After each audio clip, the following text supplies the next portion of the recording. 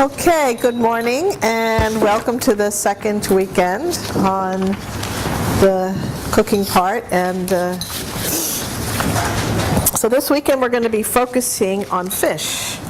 Okay, so fish, each weekend I pick a different protein to focus on, and this weekend will be fish. So fish is the health food.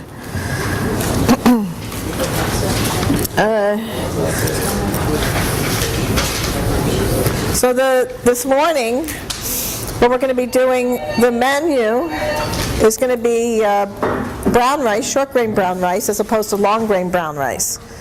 So remember last time I did the long grain brown rice, light and fluffy. I sauteed that, and then we added boiling stock to that.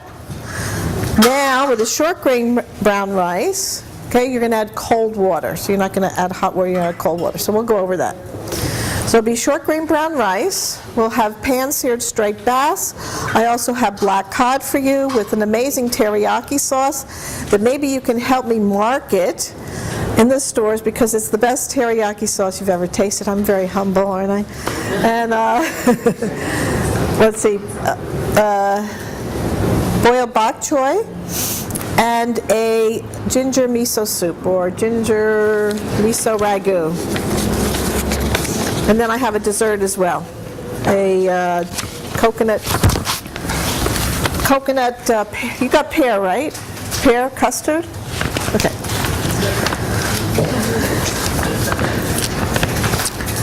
Okay, so first let's talk about fish.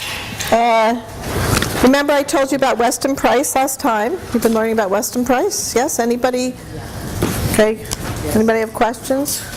So I'm going to, you weren't here last time. Well, I'm going to do, I think we're going to do a short PowerPoint tomorrow on Weston Price and his discoveries.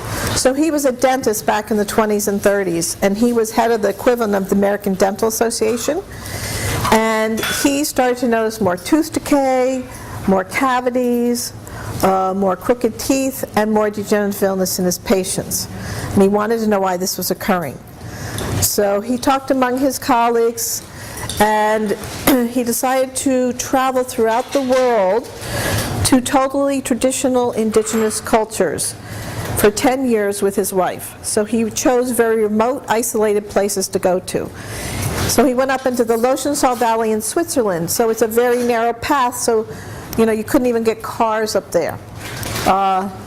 Where they bypassed the milk, went directly to the cream, drank merrily of the cream, had no incidence of heart disease and cancer. He went to the Maasai Indians in Africa, the Scottish hybrids, the Aborigines, the Eskimos, and what he found when they were eating the more modern foods of white sugar, white flour, refined products, which at that time in the 20s and 30s, like the list was like this. Now our list of modern industrialized newfangled foods is like this. So what he found is when they started to eat those foods, that's when they started to have tooth decay, that's when they started to have more cavities, when they have crooked teeth, and they started to have more degenerative illness. But when they ate their totally traditional indigenous foods, and each culture was different. So some had dairy, some didn't have dairy. Like the Maasai Indians in Africa, their chief food was milk, blood, and bones. Certainly not our diet today.